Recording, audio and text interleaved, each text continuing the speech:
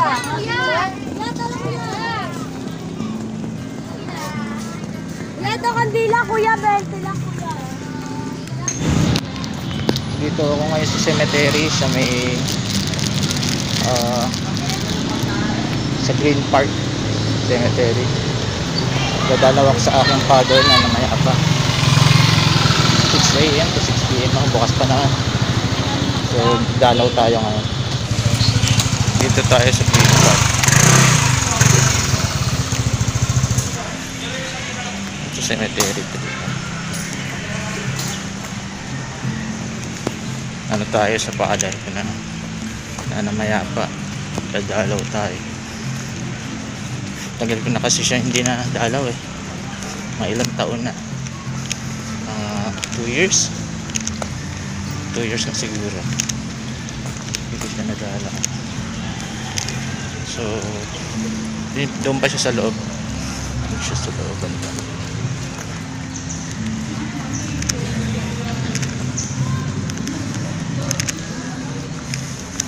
Malawak-lawak po.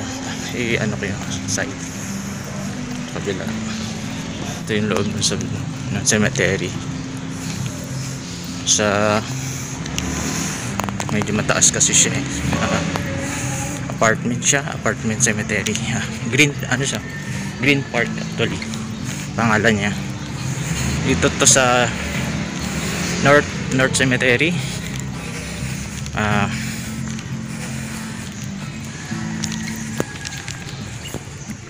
Ayan.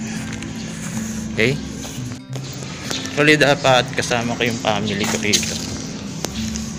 Kaso hindi diretso kasi ako dito mula sa work eh. So dapat, tsaka bawal din yung mga bata. So hindi ko masasama yung mga bata, mga anak ko. So yung nanay ko naman senior citizen na, bawal pa rin sa labas. Bawal pa siya sa labas. Kaya kung magdadalaw, ako lang muna para at least makadalaw man lang sa father ko.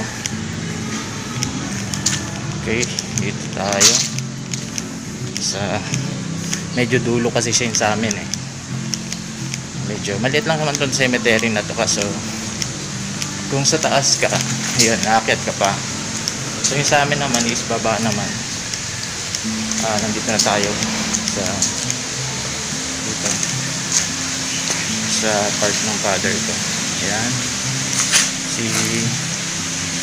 Fernando de Guia. Ito yung puntod ng father ko, Fernando de Guia. So nalagay ko lang yan, yung bulaklak na binili ko. Ayan, maambon kasi, ayusin lang natin. So tinanggal ko na dapat yung plastic. Okay, tanggalin ko lang yung plastic.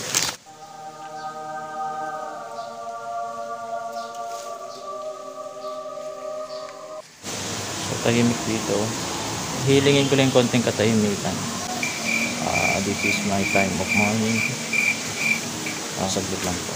Ibababa ko lang tong camera.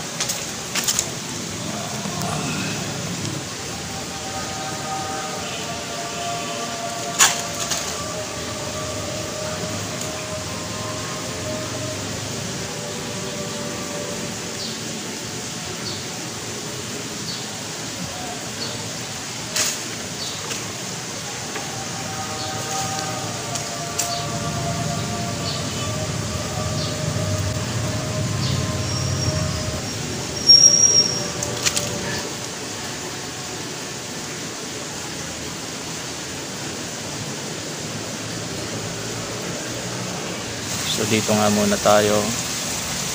So dito lang ako sa bench, palipas muna tayo. Samantalahin ko lang yung yung patahimikan dito sa loob ng sementeryo. Minsan kailangan natin sa life ng tahimik, huwag muni-muni. It's my privilege na nakapunta ako dito sa puntod ng tatay ko. Dahil taon din minsan taon din minsan na hindi ako nakakapunta rito. Kailangan ko minsan mag-relax, magpahimik. Yung tatay ko kasi, actually namatay siya 2008 pa.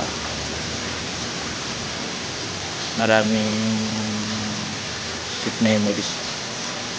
Pinagdaanan kami na pagsubok sa buhay. Siya bilang father.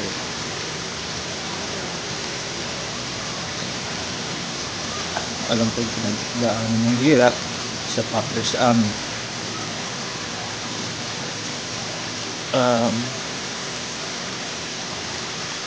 Nabubuhay lang siya. Siyempre, gusto pa rin sabihin na I love him.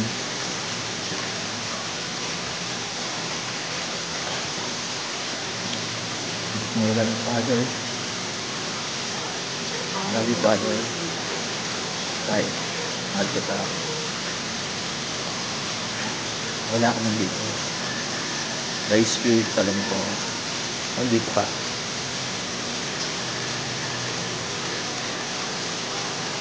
Buhay, ganun lang yun. Isang araw, punta rin ako sa ganun sitwasyon. Nais ko rin paalam sa mga anak ko na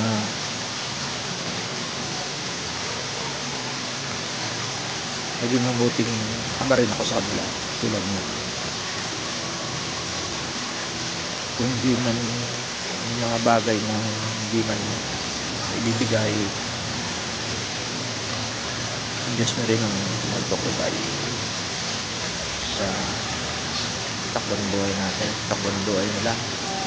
And I pray for your soul, Tay. Nandiyan ka na sa mga namatay natin pamilya. Nakaiyak. Tengan tissue. Sisipon ako. Ito na lang, sa damit ko. Miss Father. Kung ano yung mga memories namin nung nabubuhay pa siya, marami kaming memories. Sila na pag yung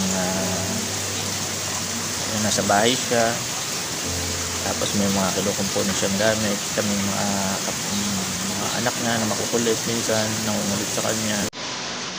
Kakarpentero siya sa bahay. And I miss him yung mga time na naglalakad kami sa bahay.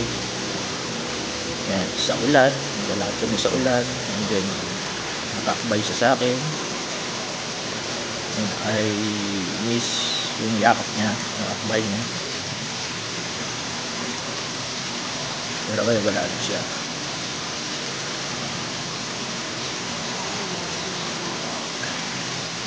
I pray to God na nasa mabuti siyang kalagayan. And also I pray sa aking mother, tanda na rin, may sakit na rin. Yun lang. Binagdulan ko dahil gusto ko ma-share yung isa experience ba. Dahil people and vlogs ng aking niche. And thank you sa mga nagsubaybay sa aking vlog. And this is what Mike say. Don't forget to subscribe on my channel. I feel good. And push the notification bell, like and share and subscribe. And don't forget to follow. And I will follow you also. I feel good. Dito lang tayo. Lalakad-lakad lang muna tayo dito sa cemetery. Maganda rin yung yung tunog ng yung poles, maliit lang. Right.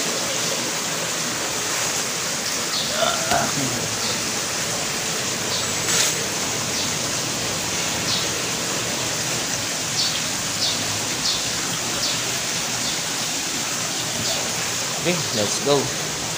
Go na.